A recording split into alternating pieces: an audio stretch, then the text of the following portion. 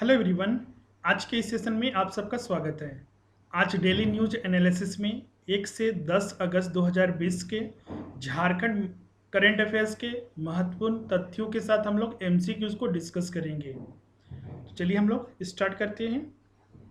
आज का पहला प्रश्न आपके सामने है। झारखंड राज्य विकास परिषद के द्वारा टी नंद कुमार की अध्यक्षता में जिस समिति का गठन किया गया था वह समिति किस आयोग की तर्ज पर गठित की गई थी? ऑप्शन है आपका ए योजना आयोग, बी है आपका नीति आयोग, सी है आपका मानवाधिकार आयोग और डी है आपका उपयुक्त में से कोई नहीं। अभी ये हाल ही में चर्चा में भी रहा था आपका। अगर हम बात करें टी नंद कुमार समिति, ये चर्चा में अभी इसलिए है क्योंकि झारखंड सरकार के द्वारा, झारखंड गवर्नमेंट के द्वारा किसानों को आत्मनिर्भर बनाने के लिए 5 वर्ष का एक प्लान बनेगी, जिसमें कि किसानों को किस तरह से उनकी उत्पादकता बढ़ाया जाए, उनकी आय को कैसे बढ़ाया जाए और उन्हें आत्मनिर्भर कैसे बनाया जाए, इसके लिए एक 5 वर्ष का प्लान बनाया जाएगा। और ये जो प्लान बनाया जाएगा 2017 में एक कमेटी बनाई गई थी, वही थी कमेटी आपका टी नंद कुमार समिति या कमेटी, जो कि आपका 2017 में बनी थी। अभी जो 5 वर्ष का जो प्लान बनाया जाएगा किसानों के लिए, यह इसी समिति के तर्ज पर बनाया जाएगा, उसके जो रिकमेंडेशन थे, सिफारिशों को मानते हुए। यह जो समिति बनी थी फरवरी 2017 में, ये समिति बनी थी फरवरी 2017 में, और इसकी जो अध्यक्षता किए थे सेवानिवृत्त आईएएस अधिकारी टी नंद कुमार जी के द्वारा किया गया था। इन्हीं के नाम पर इसका जो नाम पड़ा था टी नंद कुमार समिति। इन्होंने जो अपनी रिपोर्ट थी नवंबर 2017 में सरकार को सौंपी थी, जिसमें कि बहुत सारे सिफारिशें किए गए थे मुद्दों को शामिल करते हुए, जैसे कि आपका उपलब्ध संसाधनों से अधिकतम परिणाम कैसे प्राप्त कर सकते हैं, किसानों की आय को दुगनी कैसे कर सकते हैं, और अभी कोविड-19 को देखते हुए ये और भी ज़्यादा जरूरी हो गया है। इसलिए 5 वर्ष का ये प्लान सरकार बना रही है। क्लियर है? अब जो यहाँ पर प्रश्न पूछा गया था उस पर भी हम लोग फोकस करते हैं कि यह जो समिति थी टी नंद कुमार की अध्यक्षता में जो बनाई गई थी, किस आयोग की तर्ज पर। तो यह जो समिति बनाई गई थी उस समय 2017 में झारखंड राज्य विकास परिषद के द्वारा, और ये नीति आयोग जो प्लानिंग कमीशन को हटाकर, योजना आयोग को हटाकर जो नीति आयोग बनाया था 2015 में, उसी आयोग की तर्ज पर यह समिति का गठन किया गया था। तो यहां पर सही उत्तर जो होगा आपका बी होगा। नेक्स्ट है आपका प्रश्न संख्या 2। 29 दिसंबर 2019 को झारखंड मुक्ति मोर्चा के कार्यकारी अध्यक्ष हेमंत सोरेन ने झारखंड के नए मुख्यमंत्री के रूप में शपथ ग्रहण किया। इससे संबंधित निम्न कथनों में से कौन सा कथन सही है, वो आपको फाइंड आउट करना है। ए है आपका वह तीसरी बार राज्य के मुख्यमंत्री बने, बी है आपका राज्य की 81 सदस्यीय विधानसभा सीटों में बीजेपी को 30 सीटें प्राप्त हुई, सी है आपका चुनाव परिणामों में झारखंड मुक्ति मोर्चा के नेतृत्व वाली विपक्षी झामुमो, कांग्रेस और राजद गठबंधन ने 81 सीटों में 47 सीटें जीतकर स्पष्ट बहुमत प्राप्त किया था, और डी है आपका उपयुक्त सारे कथन सत्य है।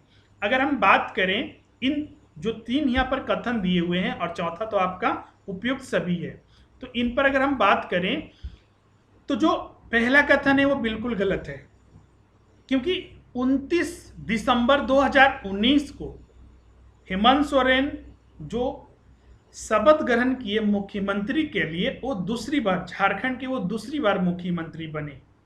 व्यक्तिगत रूप से देखा जाए, व्यक्ति के रूप में, तो 20 सालों में झारखंड में 11वें मुख्यमंत्री के तौर पर वो नियुक्त हुए।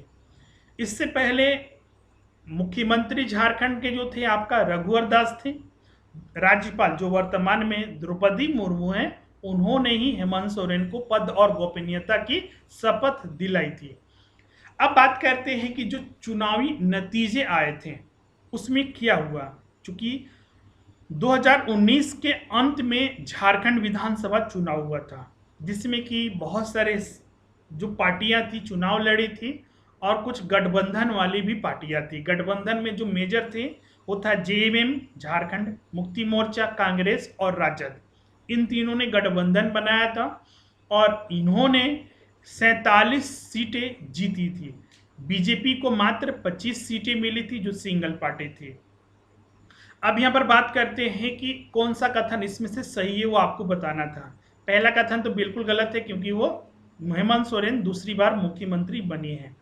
81 में बीजेपी को 25 सीटें मिली थी, न कि 30 सीटें। इसको भी ध्यान में रखिएगा। तो दूसरा कथन भी गलत है, लेकिन तीसरा कथन बिल्कुल सही है क्योंकि यहाँ पर जो दिया हुआ है कि झारखंड मुक्ति मोर्चा की नेतृत्व वाली विपक्षी झामुमो, कांग्रेस और राजद के गठबंधन ने बनाया था और 81 सीटों में 47 सीटें उन्हें प्राप्त हुई थी। तो राइट आंसर यहाँ पर आपका सी होगा। नेक्स्ट है आपका प्रश्न संख्या 3। झारखंड कैबिनेट की बैठक में शहीद ग्राम विकास योजना को कितने वर्षों का विस्तार दिया गया?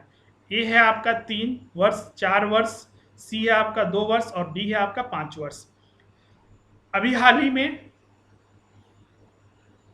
झारखंड कैबिनेट की बैठक हुई थी। उस कैबिनेट की बैठक में शहीद ग्राम विकास योजना को 3 वर्ष का विस्तार दिया गया है। पहले जो योजना था 2017 से 2020 के लिए लागू किया गया था झारखंड में। अभी जो बैठक हुई इसमें विस्तार दिया गया है जी, क्योंकि इसका जो मूल उद्देश्य था प्राप्त करना, प्राप्त तो हुई, लेकिन जो लोगों को इससे लाभ मिला था संपूर्ण रूप से लाभ नहीं मिल पाया। इसीलिए 3 वर्षों का विस्तार दिया गया। मतलब कि अब ये 2021, 22 और 23 के लिए भी चलती रहेगी 2023 तक। क्लियर है? अब बात करते हैं शहीद ग्राम विकास योजना है क्या चीज। तो शहीद ग्राम विकास योजना 17 सितंबर 2017 को बीजेपी के उस समय जो कोई राष्ट्रीय अध्यक्ष थे भारतीय जनता पार्टी के, अमित शाह, जो वर्तमान में क्या है सेंट्रल गवर्नमेंट में गृह मंत्री हैं, उनके द्वारा इस योजना को प्रारंभ किया गया था।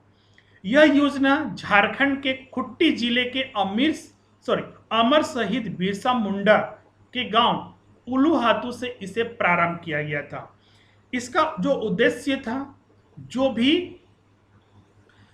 अमर शहीद हैं, जैसे कि आपका बिरसा मुंडा हो गए, वीर बुधु भगत हो गए, मतलब कि जो वीर शहीद हैं उन्हीं के गांव के में पक्के मकान बनाना, शौचालय बनाना, नालियों का निर्माण, शुद्ध पेयजल, शिक्षा, आंगनबाड़ी, विद्युत का विकास आदि करने इसका उद्देश्य रखा गया था।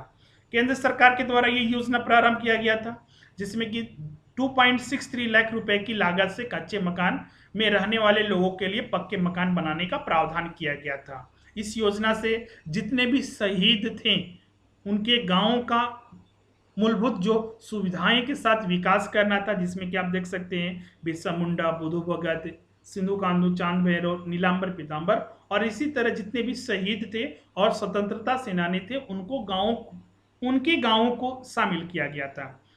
जैसा कि हमने बताया कि प्रारंभ में सिर्फ ये 2017 से 17 सितंबर 2017 को बीजेपी के राष्ट्रीय अध्यक्ष जो उस समय थे और वर्तमान में जो गृह मंत्री है उनके द्वारा प्रारंभ किया गया था, मतलब कि 2020 तक ही।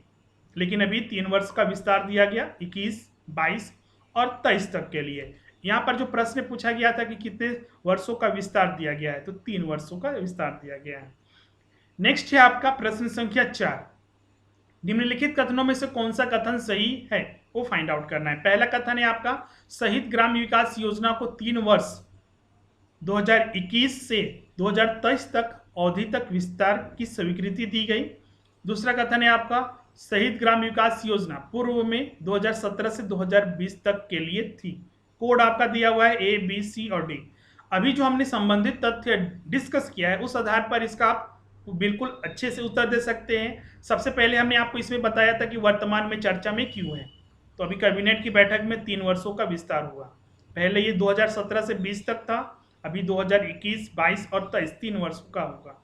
इस योजना के बारे में हमने संपूर्ण तथ्य बताया था जो यहाँ पर मेंशन किया हुआ है। अब इस पर आते हैं प्रश्न पर।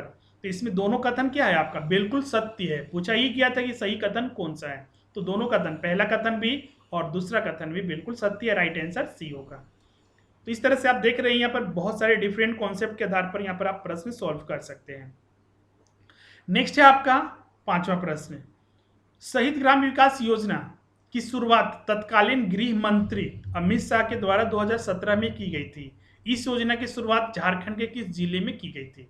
आप देख रहे हैं कि कॉन्सेप्ट एक ही है, लेकिन प्रश्न का पूछने का तरीका बदल रहा है। एग्जाम में यही होता है, जब आप एग्जाम देने जाते हैं तो ये सारी चीजें वहां पर मिलती हैं आपको।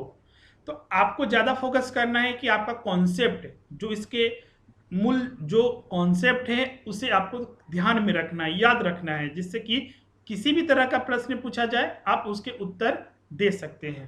तो जैसा कि अभी बताया हमने कि 2017 में अमित शाह के द्वारा, जो उस समय के बीजेपी के राष्ट्रीय अध्यक्ष थे, उनके द्वारा प्रारंभ किया गया था। बिरसा मुंडा के जो गांव था, मतलब कि जो उल्लूहातू, जो खुट्टी जिला में पड़ता है, वहां से प्रारंभ किया गया था। तो राइट आंसर इसका आपका बी होगा।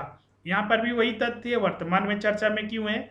दो चीजें हमेशा ध्यान रखिएगा, जब भी आप प्रश्न आता है हम इसी तरह से शामिल करते हैं, वर्तमान में चर्चा में क्यों है और जो उससे रिलेटेड फैक्ट है, जैसे कि शहीद ग्राम विकास योजना है क्या चीज।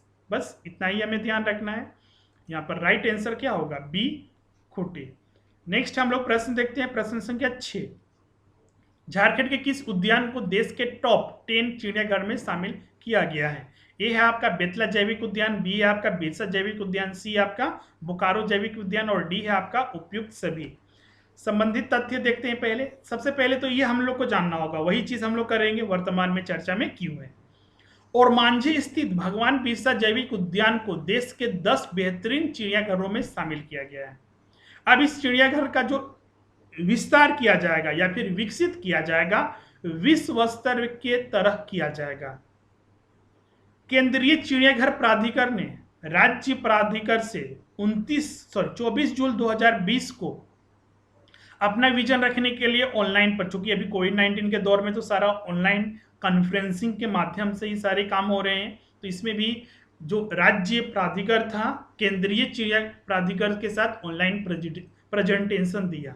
इसमें राज्य प्राधिकरण को बताया गया कि भगवान बिरसा जैविक उद्यान को 10 वर्षों में अंतर्राष्ट्रीय स्तर का एक चिड़ियाघर विकसित किया जाएगा। अब जान लेते हैं कि भगवान बिरसा जैविक उद्यान के बारे में कुछ। तो आपको बता दें, यह झारखंड के राजधानी रांची में स्थित है और जो कि हजारीबाग रांची रोड में ये पड़ता है।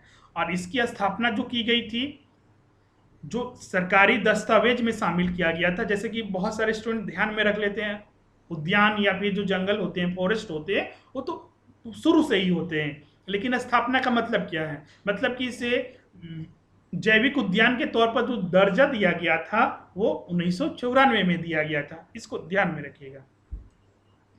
नेक्स्ट है आपका, तो इसका राइट आंसर जो प्रश्न संख्या 6 है आपका, उसका राइट आंसर आपका बी होगा, बिरसा जैविक उद्यान।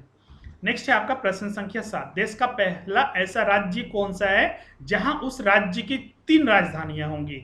ऐसे डायरेक्ट तो ये प्रश्न झारखंड से नहीं है, लेकिन झारखंड वर्ड इसमें इंटर किया गया है, इसीलिए महत्व ज्यादा रखता है। पहला है ऑप्शन है आपका उत्तर प्रदेश, बी है आपका झारखंड, सी है आपका आंध्र प्रदेश और डी है आपका तेलंगाना। संबंधित तथ्य देखते हैं। हाल ही में आंध्र प्रदेश के मुख्यमंत्री ने एक विधेयक पारित किया है जिसके मंजूरी भी मिल चुकी है। इस विधेयक के अनुसार आंध्र प्रदेश में अब 3 राजधानियां होंगी। 31 जुलाई 2020 को आंध्र प्रदेश के राज्यपाल के द्वारा इस विधेयक की मंजूरी दी गई थी। ऐसे तो विधेयक को सबसे पहले तो विधानसभा में पेश किया जाता है मुख्यमंत्री के द्वारा, फिर वहां पर वोटिंग होती है। वोटिंग होने के बाद अगर उसकी पक्ष में वोटिंग होती है तो फिर वो राज्यपाल के पास जाता है। राज्यपाल से मंजूरी मिलने के बाद वो पूरे राज्य में लागू हो जाता है। तो आंध्र प्रदेश में भी यही हुआ। इससे पहले विधानसभा में पेश किया गया था, 31 जुलाई से पहले वहां पर पक्ष में आया, तो इसीलिए इसे राज्यपाल के पास भेजा गया। वर्तमान में जो राज्यपाल हैं आंध्र प्रदेश के, वो विश्व भूषण हरिचंद्र हैं। उन्हों के द्वारा यह विधेयक की मंजूरी दी गई। मंजूर किए गए विधेयक में आंध्र प्रदेश विकेंद्रीकरण एवं समग्र क्षेत्रों का समावेश विकास विधेयक 2020 और राजधानी क्षेत्र विकास प्राधिकरण विधेयक 2020 शामिल था। इसके अनुसार राज्य में अमरावती को विधायी राजधानी, 3 जो राजधानी है उसको ध्यान में रखिएगा। पहला, अमरावती को विधायी राजधानी बनाया गया। तटवर्ती जो विशाखापट्टनम है उसे कार्यकारी राजधानी बनाया गया। और तीसरा, ये दूसरा हो गया आपका, तीसरा आपका कुर्नूलू को न्यायिक जस्टिस कैपिटल के तौर पर स्थापित किया गया। यह निर्णय सेवानिवृत्त आईएएस अधिकारी जी.एन. राव की अध्यक्षता में बनी समिति के सुझावों के आधार पर लिया गया। मतलब कि आंध्र प्रदेश देश का ऐसा पहला राज्य होगा जिसकी अपनी 3 राजधानी होगी। विधायिकी राजधानी अलग होगी, अमरावती है, जो कार्यकारी राजधानी विशाखापट्टनम, और जो आपका न्यायिक राजधानी होगी कुर्नूल होगा। इसको ध्यान में रखिएगा। अब यहाँ पर जो प्रश्न पूछा गया था तो इसका राइट आंसर आपका सी होगा, आंध्र प्रदेश। नेक्स्ट है आपका प्रश्न संख्या 8। निम्नलिखित कथनों पर विचार कीजिए। पहला कथन है आपका, झारखंड सरकार के रिकॉर्ड में दर्ज 109 गांव शहर हो गए हैं। भारत सरकार के जनगणना कार्य निदेशालय ने तय मानकों के आधार पर इनकी पहचान की है। दूसरा कथन है आपका, शहर उन्हें माना जाएगा जहां 5000 से अधिक की आबादी हो, पुरुष कार्यबल का कम से कम 75% गैर कृषि कार्यों में लगा हो, जनसंख्या का घनत्व प्रति वर्ग किलोमीटर 400 से अधिक हो। उपयुक्त में से कौन सा कथन सही है वो आपको फाइंड आउट करना है। ए, बी, सी और डी 4 ऑप्शन आपका दिया हुआ है। तो यहाँ पर जो दोनों कथन दिया हुआ है दोनों बिल्कुल सत्य है। जैसा कि आपको पता है कि 2021 में सेंसस जनगणना होने वाली है। हर 10 साल पर जनगणना होता है। जनगणना होने से पहले बहुत सारे मानक तय किए जाते हैं कि किसी क्षेत्र को किस आधार पर उसका जनगणना किया जाएगा, शहरी क्षेत्र है या फिर गांव है या फिर किस स्तर पर होगा। तो ये सारे काम जो किया जाता है, भारत सरकार के द्वारा एक निदेशालय, जनगणना कार्य निदेशालय बनाया गया है, इनके द्वारा ये सारे काम किए जाते हैं जनगणना होने से पहले। झारखंड में भी ये सारे काम किए गए थे, सर्वेक्षण किए गए, तो उसमें ये पता चला कि कुछ ऐसे गांव हैं, अभी थे, जो वर्तमान में शहर के रूप में परिवर्तित हो गए हैं। तो इसके पीछे आपका कुछ कंडीशन होगा जनगणना कार्य निदेशालय का कि आखिर गांव को कब शहर माना जाएगा। तो वो कंडीशन था कि आपका जैसे कि 5000 से ज़्यादा वहाँ पर जनसंख्या होनी चाहिए, जो कार्य मतलब कि जो लोगों को रोजगार मिल रहा है उस गांव में। मान लीजिए एक गांव है, तो जैसा कि पहला कंडीशन तो ये देख लिए कि 5000 से ज़्यादा जनसंख्या एक्स में होना चाहिए। दूसरा कंडीशन ये कि वहाँ की जितनी जनसंख्या पुरुषों की उसमें से पुरुषों में से 75% से अधिक पुरुष कृषि के अलावा अन्य क्षेत्रों में वो रोजगार उन्हें मिला हुआ हो, कार्य कर रहे हो। और तीसरा कि आपका जो जनसंख्या घनत्व है वो 400 प्रति वर्ग किलोमीटर 400 से अधिक होना चाहिए, तब उसे शहर मान लिया जाता है। तो ऐसे मापदंड के आधार पर झारखंड में जो गांव थे, भारत जनगणना कार्य निदेशालय के द्वारा जो पता किया गया, 109 ऐसे गांव थे जो ये मापदंड पर खरे उतरते हैं, लागू होता है। तो इसीलिए 109 गांव को जनगणना कार्य निदेशालय ने झारखंड के शहर के रूप में उसे दर्जा दिया है। और 2021 के जनगणना में इन्हें गांव की जगह शहर मानकर इनकी जनगणना में शामिल किया जाएगा। ये एक बेनिफिट होता है।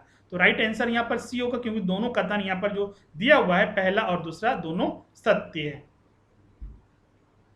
नेक्स्ट है आपका प्रश्न संख्या 9। निम्नलिखित कथनों पर विचार कीजिए। पहला कथन है आपका, बिरसा हरित ग्राम योजना का शुभारंभ ग्रामीण विकास विभाग द्वारा संचालित है।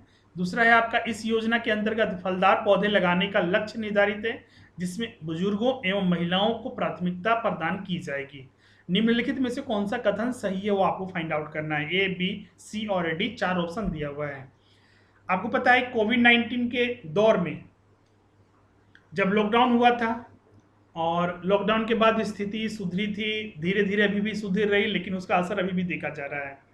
मई 2020 में झारखंड सरकार के द्वारा 3 महत्वपूर्ण योजनाओं को शामिल किया गया था। चूंकि लोग बहुत ज़्यादा बेरोजगार हो गए थे, दूसरे राज्य में चले गए थे, तो वो अपने राज्य में वापस लौट रहे थे, तो उन्हें रोजगार देना सरकार के सामने एक चुनौती थी। तो उन्हीं को देखते हुए 3 योजनाएं झारखंड सरकार ने प्रारंभ की गई थी, जिसमें कि आपका एक बिरसा हरित ग्राम योजना था, एक आपका जल समृद्धि योजना था, जो नीलांबर पीताम्बर जो शहीद थे उनके आधार पर प्रारंभ किया गया था, और एक खेल से संबंधित विकास योजना था, जो कि जो शहीद था पोटो हो सरदार, उनके नाम पर खेल विकास योजना को प्रारंभ किया गया।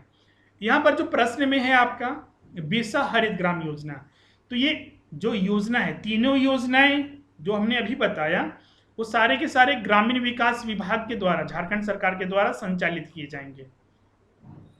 बिरसा हरित ग्राम हम शॉर्ट में लिख रहे हैं, बिरसा हरित ग्राम योजना, इसके तहत लोगों को जो काम दिया जाएगा, इसमें फलदार पौधे वृक्ष लगाने के लिए, फलदार, लेकिन एक चीज ध्यान रखिएगा, फलदार वृक्ष लगाने का काम दिया जाएगा, जिसमें कि आपका जो उनका मापदंड है 5 वर्षों का ये काम दिया जाता है। करीब 5 लाख परिवारों को ये काम देने का निश्चय किया गया है झारखंड सरकार के द्वारा। और इसमें खास, ऐसे तो हर परिवार को ये काम दिया जाएगा, लेकिन जो खास प्राथमिकता दी जाएगी वो बुजुर्गों एवं महिलाओं को प्राथमिकता दी जाएगी कि उन्हें पहले नौकरी दिया जाए, उसके बाद इस तरह के काम दिए जाएं, उसके बाद अगर लोग बचते हैं तब पुरुषों को जो सामान्य है उन्हें नौकरी दिया जाएगा फलदार पौधे लगाने के लिए। तो यहाँ पर जो उत्तर होगा आपका राइट आंसर, क्योंकि दोनों कथन यहाँ पर आपका बिल्कुल सही है, राइट आंसर आपका यहाँ पर सी होगा।